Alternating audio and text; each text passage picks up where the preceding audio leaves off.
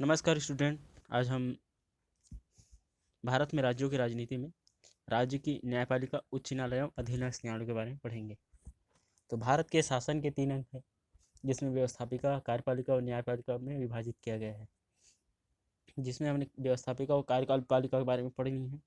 और Lord Bryce के अनुसार से किसी भी शासन की श्रेष्ठता अगर जानना है तो उसकी न्याय प्रबंध की योग्यता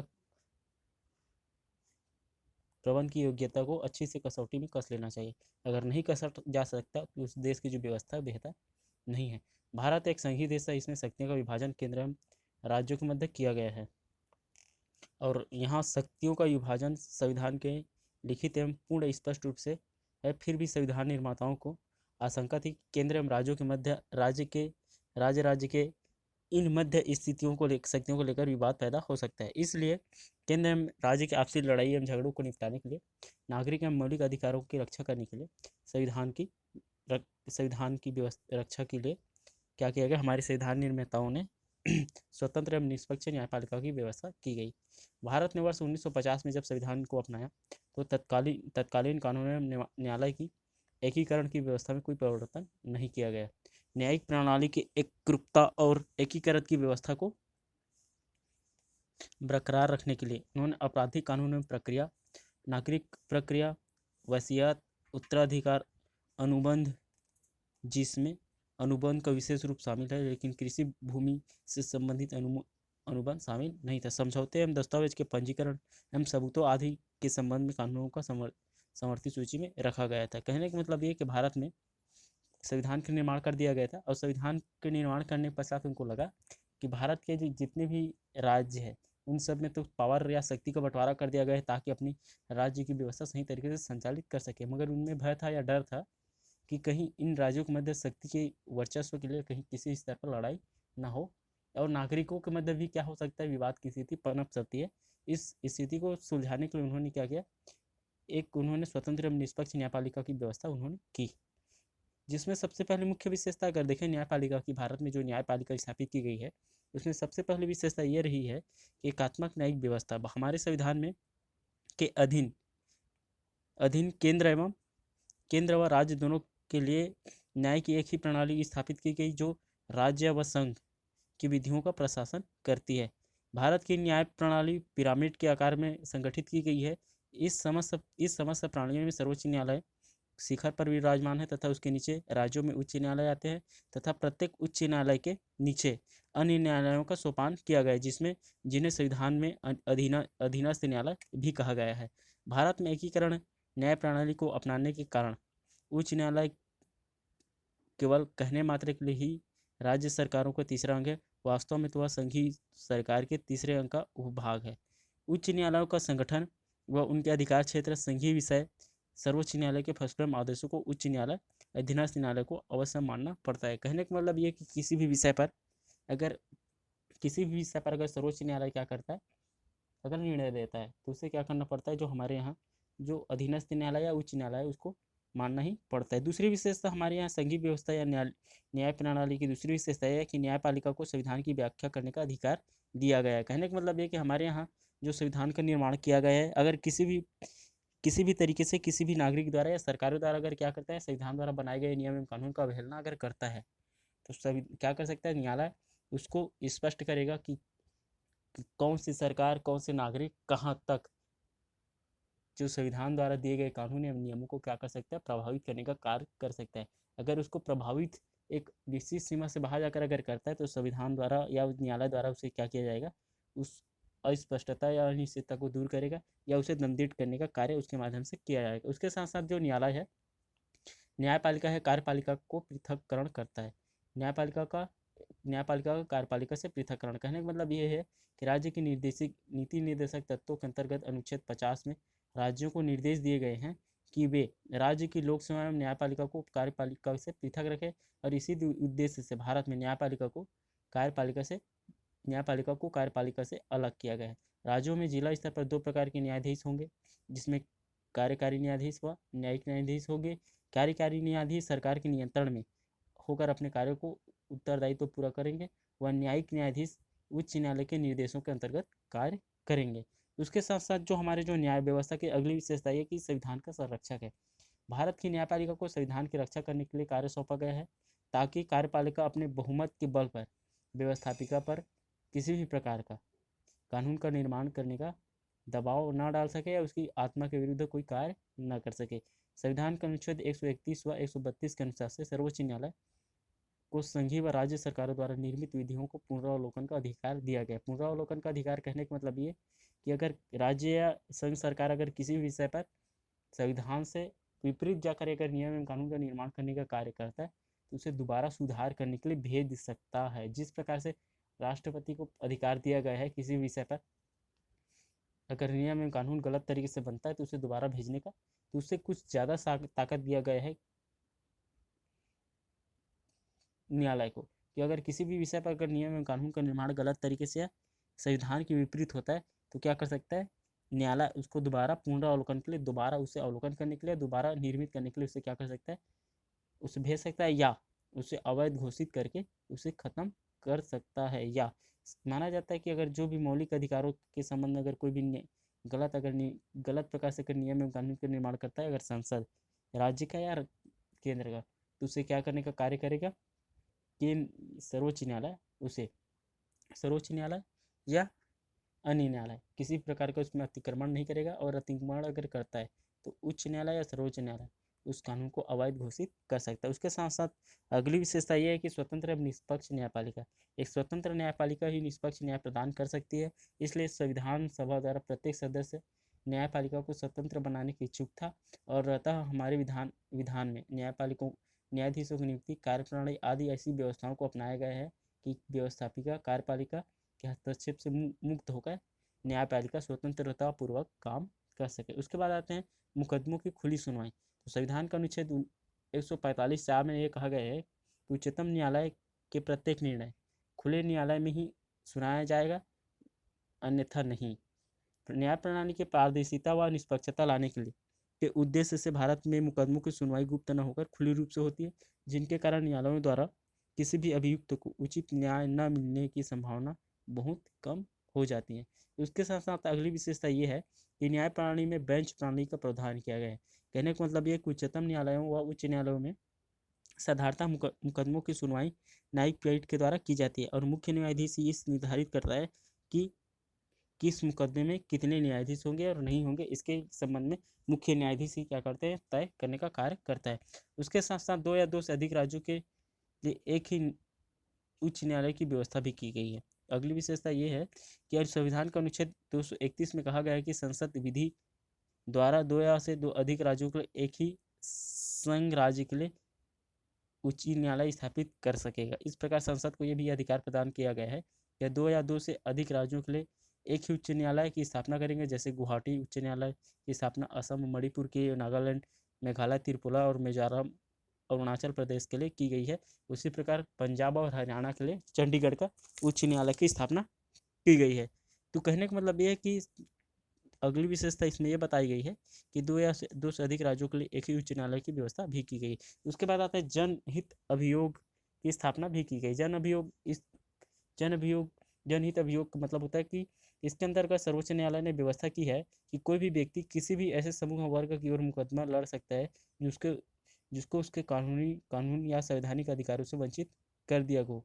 जनहित अभियोग का विशेष बात यह है कि न्यायालय एक सामान्य पत्र के आधार पर ही कार्रवाई करता है, और इन अभियोगों के कारण संविधान के अनुच्छेद 336 का व्यापक क्षेत्र हो गया है, और वह अनुच्छेद 32 की व्यवस्था की अधिक प्रभावी हो गया है। कहने का मतलब ये है कि अगर जैसे कि क्या होता है, अगर किसी एक व्यक्ति क्या है, कोई एक व्यक्ति जो न्यायालय में अपना क्या कर सकता है, जिसके पास पैसे नहीं है, जो सक्षम नहीं है किसी केस को लड़ने के लिए, उस प्रकार की अवस्था में क्या कर सकता है, कोई जो तीसरा व्यक्ति जो इस केस से जुड़ा हुआ व्यक्ति ना हो, वो भी क्या कर सकता है, उसमें न्याय प्राप्त कर सकता है संबंधित व्यक्ति के क्या करके सापेक्ष में रहेगा। इस प्रकार की व्यवस्था जनहित अभियोग की भी व्यवस्था की गई। उसके साथ साथ समानता के सिद्धांत पर व कानून के शासन पर आधारित न्याय, संविधान के अनुच्छेद 14 के अनुसार से न्यायालय कानून के समक्ष समता के सिद्धांत पर भी कार्य करता है। न्यायालय न्याय करते समय किसी भी आधार पर भेदभाव नहीं करता, और अनुच्छेद 20, 21, 22 न्यायपालिका के कानून के शासन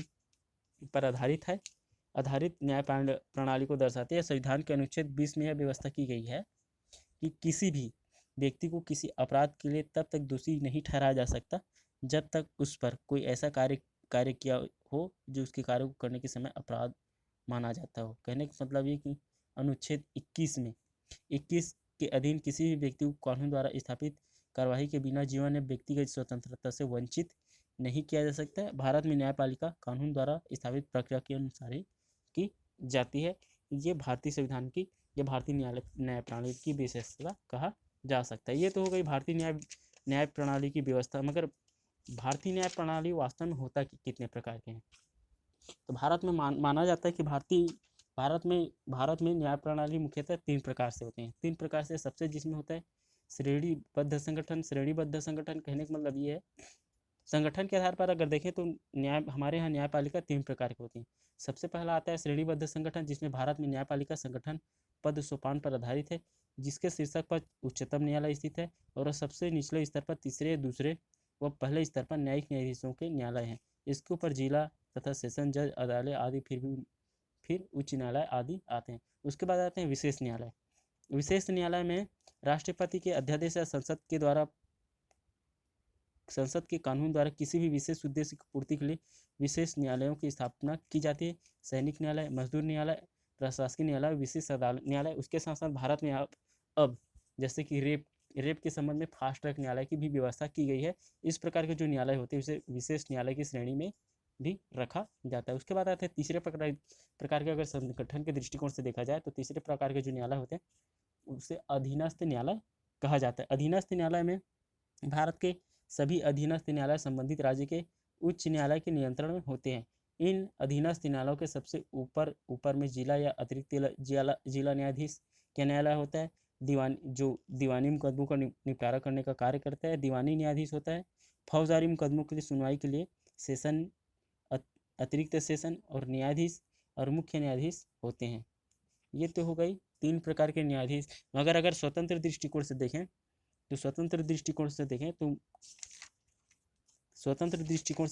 तो न्यायालय 3 ही प्रकार के होते हैं। 3 प्रकार के होते हैं, जिसमें सबसे पहला होता है उच्चतम न्यायालय। तो देश के संविधान के अनुसार से संविधान के संरक्षण पर व्यवहारिक व्याख्याकार के रूप में सर्वोच्च न्यायालय का स्थापना किया गया है।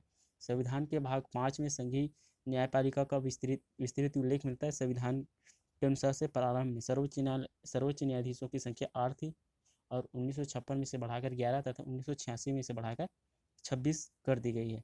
केंद्र सरकार ने लंबित न्यायिक मामलों को निपटाने की प्रक्रिया में तेजी लाने के लिए सर्वोच्च न्यायालय ने न्यायाधीशों में वृद्धि करने हेतु 1956 में संविधान संशोधन विधेयक 2008 में संसद में दिसंबर 2008 में पारित किया। परिणाम अंत में वर्तमान में उच्चतम न्यायालय के न्यायाधीशों की कुल संख्या 31 हो गई है, मुख्य न्यायाधीश सहित। उच्चतम न्यायालय के न्यायाधीशों अपनी उम्र 65 वर्ष तक अपने पद पर बने रह सकते हैं।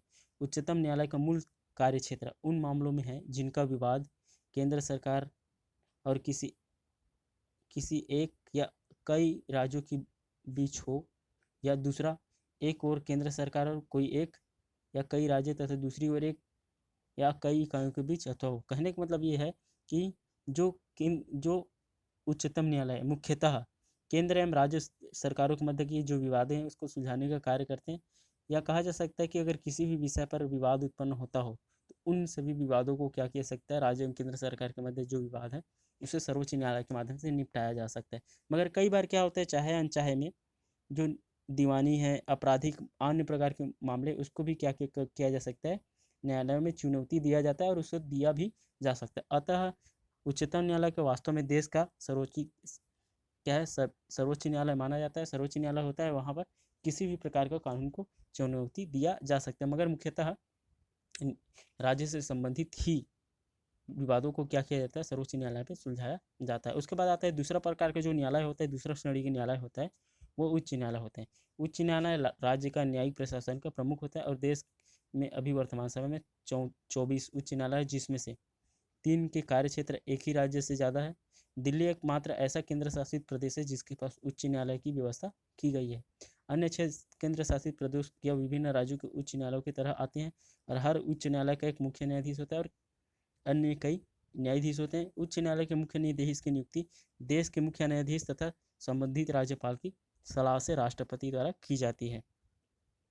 द्वारा की जाती है। और उच्च न्यायालयों के सभी अन्य न्यायाधीशों की नियुक्ति वही प्रक्रिया है, सिवाय एक बात की कि न्यायाधीशों की नियुक्ति की सिफारिश संबंध उच्च न्यायालय के मुख्य न्यायाधीश करते हैं। प्रत्येक उच्च न्यायालय को मौलिक अधिकारों की रक्षा करने के लिए किसी अन्य उद्देश्य से अपने कार्य क्षेत्र के अंतर्गत किसी व्यक्ति या किसी प्राधिकार या सरकार के लिए निर्देश या आदेश का रिट जारी करने का अधिकार है। यह रिट बंदी, प्रत्यक्षीकरण, परमादेश, निषेध, अधिकार परीक्षा तथा उत्प्रेक्षण के अधिकार भी हो सकता है। कोई भी उच्च न्यायालय अपने इस अधिकार का उपयोग कर उस मामले को या घटना को में भी कर सकता है जो उसके कार्य क्षेत्र में घटित हो, लेकिन उससे संलिप्त व्यक्ति, सरकारी प्राधिकरण उस क्षेत्र से बाहर हो। उच्च न्यायालय की अधिकारिता राज्य के कार्य क्षेत्र तक ही सीमित होती है, उसके बाहर नहीं, और इसका स्थान प्रायः उस राज्य की राजधानी में ही होता है। ये तो हो गया उच्च न्यायालय। उसके बाद आते हैं राज्यों में उच्च न्यायालय का अर्थ या उसकी अस्तित्व क्या रहता है। तो हमारे देश में संघात्मक शासन प्रणाली में अपनाया गया है, और इसी उद्देश्य से संविधान की प्रथम अनुसूची में उल्लेख प्रत्येक राज्य में एक उच्च न्यायालय की व्यवस्था की गई है। परंतु जो न्यायपालिका का जो स्वरूप है एकात्मक रखा गया है, अर्थात न्यायपालिका का संगठन पिरामिड की तरह है। प्रत्येक न्यायालय से जुड़ा हुआ अन्य सबसे शीर्ष पर सर्वोच्च न्यायालय स्थित है। इस प्रकार से राज्यों के उच्चतम न्यायालय स्वयं में सर्वोपरि नहीं है, वह सर्वोच्च न्यायालय के अधीनस्थ है, कहा जा सकता है, उसे अधीनस्थ माना जा सकता है। संविधान के अनुच्छेद 214 के अनुसार से प्रत्येक राज्य में एक उच्च न्यायालय होगा जो राज्य की न्यायपालिका के शीर्ष पर होगा। इसी के साथ में संविधान के अनुच्छेद 231 के अनुसार से संसद को यह शक्ति दी गई है कि 2 या 2 से अधिक राज्यों के लिए एक ही न्यायालय की व्यवस्था कर सकती है, और इस समय भारत में कुल 21 उच्च न्यायालय स्थापित की गई है। सन 1956 में मध्य प्रदेश राज्य का गठन हुआ, और उसी समय 1 नवंबर 1956 में मध्य प्रदेश के लिए जबलपुर में एक न्यायालय की व्यवस्था की गई, और इसकी 2 खंडपीठ न्यायालय इंदौर तथा ग्वालियर में भी है। और मध्य प्रदेश में इस समय 50 जिले, इन जिलों में अधिकार क्षेत्र में अलग अलग कर खंडपीठ न्यायालयों की व्यवस्था कर दी गई है। उच्च न्यायालय में 25 अन्य न्यायाधीश तथा एक मुख्य न्यायाधीश, और राज्य में 50 जिला न्यायालयों तथा उसके अधीनस्थ अन्य सिविल न्यायालयों उच्च न्यायालय की विस्तृत जानकारी कुछ इस प्रकार से दी गई है। तो रचना अगर देखें, रचना के आधार पर देखें उच्च न्यायालय की, तो संविधान के अनुच्छेद 216 के अनुसार से प्रत्येक राज्य न्यायालय का मुख्य न्यायाधीश ऐसे अन्य न्यायाधीशों से मिलकर बनेगा जिन्हें राष्ट्रपति समय समय पर नियुक्ति करना आवश्यक समझे। अतः प्रत्येक न्यायालय में न्यायाधीशों की संख्या अलग अलग हो सकती है, कहीं पर 25 है तो कहीं पर 60 है। इसी प्रकार अनुच्छेद 224 में कहा गया है कि राष्ट्रपति उच्च न्यायालयों में के बकाया कार्य को निपटाने के लिए 2 वर्ष की अवधि के लिए अतिरिक्त न्यायाधीशों की नियुक्ति कर सकता है। इस प्रकार की जो नियुक्ति है प्रत्येक न्यायाधीशों को 2 वर्ष तक पद धारण करता है, किंतु उस अवधि की समाप्ति से पहले उसे स्थायी किया जा सकता है। और इसी प्रकार से जब किसी न्यायालय का कोई स्थायी न्यायाधीश अस्थायी रूप से अनुपस्थिति के कारण या किसी अन्य कारण से अपने पद के कर्तव्यों से पालन करने में असमर्थ है, तो मुख्य न्यायाधीश क्या कर सकता है, उसको अस्थायी रूप से काम करने के लिए नियुक्त कर सकता है किसी अन्य व्यक्ति को। तब राष्ट्रपति कार्यकारी न्यायाधीशों की नियुक्ति तथा तब तक के लिए उसे न्यायालय के न्यायाधीशों के रूप में कार्य करने के लिए कर सकता है जब तक स्थायी न्यायाधीश अपने कर्तव्यों को फिर से वापस ना आ जाए। उसके बाद आते हैं न्यायाधीशों की नियुक्ति किस प्रकार से किया जाता है। तो संविधान के जो अनुच्छेद 217 के अनुसार से उच्च न्यायालय के मुख्य न्यायाधीश व अन्य न्यायाधीशों की नियुक्ति राष्ट्रपति करता है। यदि नियुक्ति उच्च न्यायालय के मुख्य न्यायाधीश ने की है तो राष्ट्रपति उसकी नियुक्ति सर्वोच्च न्यायालय के मुख्य न्यायाधीशों व राज्य के राज्यपाल से परामर्श करके करेगा। किंतु अगर राज्य उच्च न्यायालय के न्यायाधीशों की नियुक्ति करनी है तो उसके लिए उच्च न्यायालय के मुख्य न्यायाधीश व उस राज्य के राज्यपाल से परामर्श लेना अनिवार्य। उसके बाद आता है, ये तो नियुक्ति होगा। उसके बाद एक न्यायाधीश बनने के लिए व्यक्ति में कौन कौन सी योग्यता होनी चाहिए उच्च न्यायालय के लिए। तो न्यायाधीशों के लिए योग्यता कुछ इस प्रकार है, जिसमें सबसे पहला वो भारत का नागरिक हो, भारतीय राज्य क्षेत्र के अंदर किसी भी न्यायिक पद पर 10 वर्षों तक पदासीन रहा हो, उसके साथ एक या एक से अधिक उच्च न्यायालयों में कम से कम 10 वर्ष तक वकालत कर चुका हो, और राष्ट्रपति के मत से वह विधि का योग्य ज्ञाता होना चाहिए, तभी उसे क्या कह सकता है, उसे उच्च न्यायालय का मुख्य न्यायाधीश या न्यायाधीश के रूप में उसे स्वीकार किया जा सकता है। उसके बाद आते हैं उच्च न्यायालय के जो न्यायाधीश होते हैं उसकी कार्यकाल क्या होते हैं। तो उच्च न्यायालय का न्यायाधीश का कार्यकाल 62 वर्ष की आयु प्राप्त कर लेने तक उसे पद पर रखा जा सकता है। मूल संविधान के अनुसार से न्यायाधीश 60 वर्ष की आयु तक पद पर रह सकते थे, परंतु 15वें संविधान संशोधन में यह बदलकर 62 वर्ष कर दिया गया है। इसी प्रकार उच्च न्यायालय के न्यायाधीशों को हटाने हेतु राष्ट्रपति उच्च न्यायालय के न्यायाधीशों को संसद में दोनों सदनों में स्वीकृत प्रस्ताव पास कर उसे हटा भी सकता है। अगर वेतन और भत्ते देखें न्यायाधीशों की, तो संविधान के अनुच्छेद 221 अंतर्गत उच्च न्यायालयों के न्यायाधीशों की वेतन का वेतन संसद विधि निर्धारित करती है।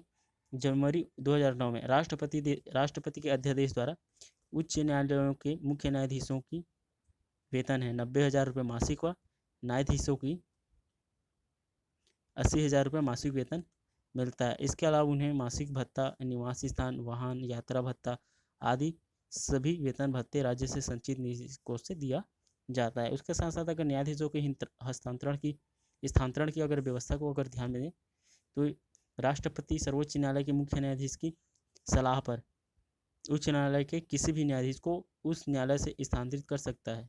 और 1993 में सर्वोच्च न्यायालय ने यह मत व्यक्त किया था कि किसी भी उच्च न्यायालय में किसी भी न्यायाधीश की पुत्र या पुत्री वकालत कर रहा हो, तो इस न्यायाधीश की स्थानांतरण अन्य उच्च न्यायालय में किया जाना चाहिए, ताकि किसी भी प्रकार की न्याय व्यवस्था को प्रभावित ना किया जा सके। उसके बाद आते हैं न्यायाधीशों पर प्रतिबंध। तो संविधान के अनुच्छेद 220 के अनुसार से उच्च न्यायालय के न्यायाधीश उच्च न्यायालय में जिसमें न्यायाधीश रहा हो, उस उच्च न्यायालय में किसी प्रकार का अधीनस्थ न्यायालय में वकालत नहीं कर सकता। वह उच्च न्यायालय या सर्वोच्च न्यायालय में वकालत कर सकता है।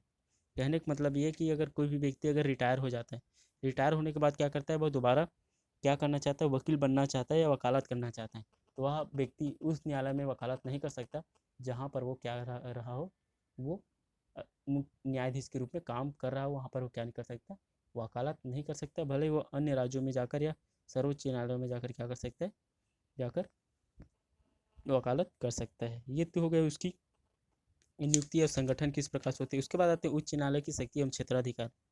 तो कौन कौन से क्षेत्राधिकार प्रदान किए जाते हैं। तो सबसे पहला जो क्षेत्राधिकार आता है उच्च न्यायालय के, तो सबसे पहला क्षेत्राधिकार आता है प्रारंभिक क्षेत्राधिकार।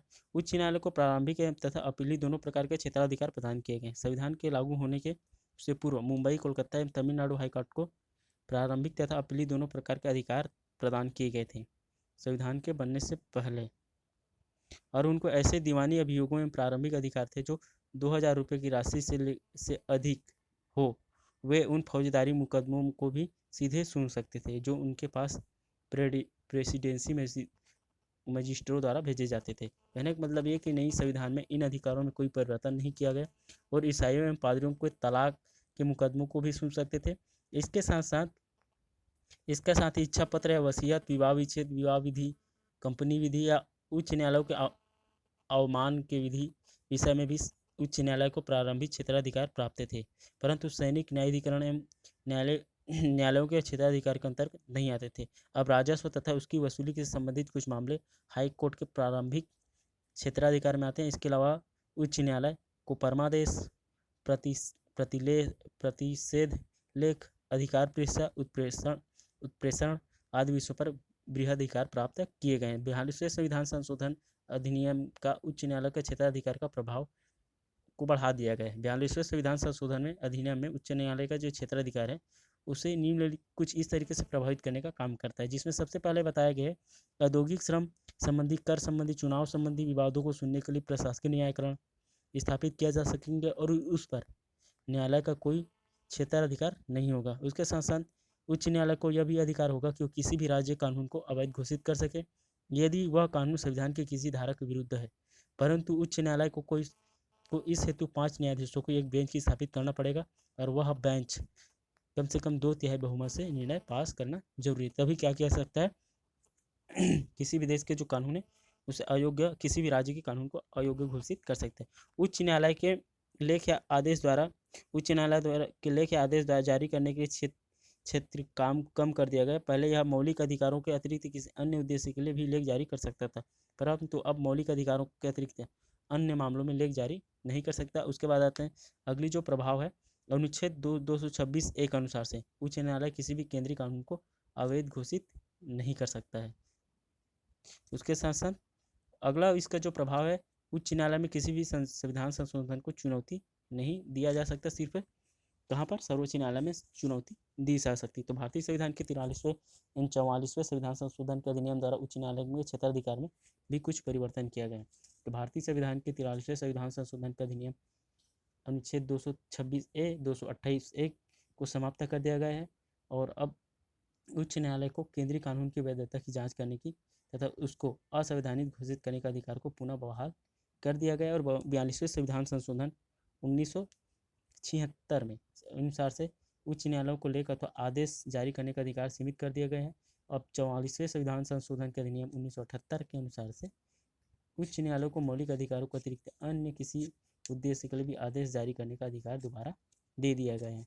कहने का मतलब ये कि जो प्रारंभिक अधिकार है जिसमें वह स्वतः क्या कर सकते हैं, अपने विवेक से कार्य कर सकते हैं, इन चीज़ों में कुछ प्रभावित या कुछ चीज़ों को परिवर्तन करने का काम किया गया है। उसके बाद आते हैं जो दूसरा क्षेत्राधिकार है उच्च न्यायालय का, वो अपीलीय अधिकार है। अपीलीय अधिकार है कहने का मतलब ये है कि इस न्यायालय में कौन कौन से अपील किया जा सकता है। तो सबसे पहले जो मुख्यतः उच्च न्यायालय में दो प्रकार के अपील ग्रहण करने का अधिकार दिया गया है, जिसमें सबसे पहले आता है दीवानी, दूसरा आता है फौजदारी। दीवानी और फौजदारी। तो दीवानी मामलों में उच्च न्यायालय को कोई अपील या तो पहली अपील होगी या दूसरी अपील होगी। पहली अपील का अर्थ है जब जिला न्यायालय या अन्य निम्न न्यायालयों के विरुद्ध सीधे उच्च न्यायालय में अपील किया जा सकता है, लेकिन उस मामले में तथ्य का कानून किसी गहन प्रश्न निहित हो। जब कोई प्रश्न निम्न स्तर के न्यायालय के विरुद्ध किसी अपील पर निर्णय देता है तो उस न्यायालय के निर्णय के विरुद्ध भी उच्च न्यायालय इस मामले पर संबंध में दूसरी बार अपील की जा सकती है। इस प्रकार से अपील केवल कानून या प्रक्रिया के प्रश्न में संबंध किए जाते हैं तथा प्रश्न में इलाहाबाद, मुंबई, कोलकाता, चेन्नई, पटना में आरंभ अपीली क्षेत्राधिकार के अंतर्गत किसी न्यायाधीश के द्वारा लिए गए निर्णय के विरुद्ध उच्च न्यायालय में पुनः अपील किया जा सकता है। दूसरा आता है फौजदारी मामले। फौजदारी अपीली क्षेत्राधिकार के अंतर्गत उच्च न्यायालयों के निम्नलिखित न्यायिक निर्णयों के विरुद्ध अपील की जा सकती है, जिसमें सबसे पहला आता है उच्च न्यायालय प्रारंभिक फौजदारी अधिकार के अंतर्गत लिया गया हो, किसी सत्रीय न्यायालय या अतिरिक्त सत्रीय न्यायाधीश द्वारा लिया गया हो, किसी उप सत्रीय द्वारा किसी मजिस्ट्रेट के द्वारा लिया गया निर्णय को बशर्ते सजा की अवधि 4 वर्ष से कम किया जा सकता हो। उसके बाद आते हैं किसी प्रेसिडेंट या मजिस्ट्रेट द्वारा लिए गए निर्णय। उसके बाद भारतीय दंड संहिता की धारा 124 के अंतर्गत किसी जिला मजिस्ट्रेट द्वारा लिया गया निर्णय। उच्च न्यायालय पेटेंट और डिजाइन उत्तराधिकार, भूमि प्राप्ति, दिवालियापना, संरक्षणता आदि अभियोगों में भी अपील सुन सकता है। कहने का मतलब ये है कि जो दूसरा अपीली संबंधी क्षेत्राधिकार भी उच्च न्यायालय प्राप्त कर सकता है। उसके साथ तीसरा जो क्षेत्राधिकार प्रदान किया गया, प्रशासन संबंधी क्षेत्राधिकार प्रदान किया गया। तो उच्च न्यायालय को अपने अधीनस्थ न्यायालयों के प्रबंध का पूर्ण अधिकार है और अगर किसी भी प्रकार से क्या करता है, जो उसके अंतर्गत आने वाले जो न्यायालय है अपनी अधिकार क्या करता है, अपने शासन को सही तरीके से संबंधित या संचालित करने का काम नहीं करता, हिसाबों आदि को बेहतर रिकॉर्डों को बेहतर करने का काम नहीं कर सकता, तो क्या कर सकता है उसके संबंध में वो क्या कर सकता है, रिकॉर्ड को वो अपने पास मंगा सकता है और प्रशासनिक व्यवस्था को बेहतर करने के लिए निर्देश दे सकता है। अगर उसके द्वारा किसी भी विषय पर अगर क्या करता है, कानून के खिलाफ अगर कोई निर्णय अगर उसके हिसाब से दिया जाता है तो उच्च न्यायालय द्वारा उसे क्या कर सकता है, अवैध घोषित कर सकता है, अमान्य या अवैध घोषित कर सकता है। उसके साथ साथ जो उच्च न्यायालय है उसे न्यायिक पूरा निरीक्षण का अधिकार भी दिया गया है। कहने का मतलब ये कि राज्य के उच्च न्यायालय को जो राज्य न्यायपालिका के शीर्ष पर स्थित है, इसलिए भी संविधान का रक्षा का भार सौंपा गया है कि उच्चतम न्यायालय के समान भी राज्य के कानून को, केंद्रीय कानून को संवैधानिक वैधता की जांच करता है। यद्यपि उच्च न्यायालय के अधिकार को 42वें संविधान संशोधन द्वारा काफ़ी सीमित कर दिया गया है, फिर भी क्या संविधान का अनुच्छेद 226 नामक धारा अंकित की गई, जिसके तहत राज्य को, उच्च न्यायालयों को केंद्रीय कानूनों को संवैधानिक जांच का अधिकार लिया गया है। कहने का मतलब ये है कि अगर कहीं भी अगर उनको लगता है कि राज्य में अगर किसी प्रकार से गलत तरीके से काम किया जा रहा है तो उस पर क्या कर सकता है, उसको न्यायिक पुनरीक्षण या उसको दोबारा जांचा परखा जा सकता है। उसके बाद आता है अभिलेख न्यायालय। अभिलेख न्यायालय का मतलब होता है अगला जो इसका अधिकार है कि उच्चतम न्यायालय के समान ही उच्च न्यायालय भी एक अभिलेख न्यायालय है। अभिलेख न्यायालय के सभी निर्णयों कार्यवाही को प्रमाण के रूप में प्रकाशित किया जाता है। इसके निर्णय इसके निर्णय संबंधित राज्य के सभी न्यायालयों को मान्य होता है और उसके राज्य क्षेत्र के साक्षी के रूप में स्वीकार भी किया जा सकता है। कहने का मतलब ये है कि जिस तरीके से सर्वोच्च न्यायालय के जो निर्णय है पूरे राज्य की क्या करते हैं, पूरे राज्य के न्यायालय मानता है प्रमाण के तौर पर, उसी प्रकार से उच्च न्यायालय द्वारा दिए गए जिन निर्णय हैं उसके संबंधित राज्य के सभी न्यायालयों को मानना पड़ता है। उसके बाद आता है छठवां, आता है अधीनस्थ न्यायालयों पर नियंत्रण। जो उसके बाद आता है जो उच्च न्यायालय है, उच्च न्यायालय द्वारा अधीनस्थ न्यायालय को अंतर्गत जिलाधीश एवं नगर सिविल न्यायालय का न्यायाधीश, नगर महानगर मजिस्ट्रेट तथा राज्य के न्यायिक सेवा के सदस्य आते हैं। और उच्च न्यायालय को अधीनस्थ न्यायालय को न्यायाधीशों को नियंत्रण करने का अधिकार दिया गया है ताकि किसी भी प्रकार का मनमानी तरीके से राज्य की अपनी व्यवस्था को संचालित करने का काम न करे। उसके साथ साथ अंत में देखा जाए तो लेखा जारी करने का अधिकार उसे प्रदान किया गया। तो संविधान के अनुच्छेद 226 के अनुसार से उच्च न्यायालय को मौलिक अधिकारों को लागू करने तथा उद्देश्यों को प्राप्ति करने के लिए आदेश जारी करने का अधिकार भी प्रदान किया गया है ताकि कोई भी न्यायालय किसी भी प्रकार का मौलिक अधिकारों का हनन ना करे। ये हो गए उच्च न्यायालय की शक्ति एवं क्षेत्राधिकार। बाकी जो चीज़ें हैं उसे अगले क्लास में पढ़ेंगे।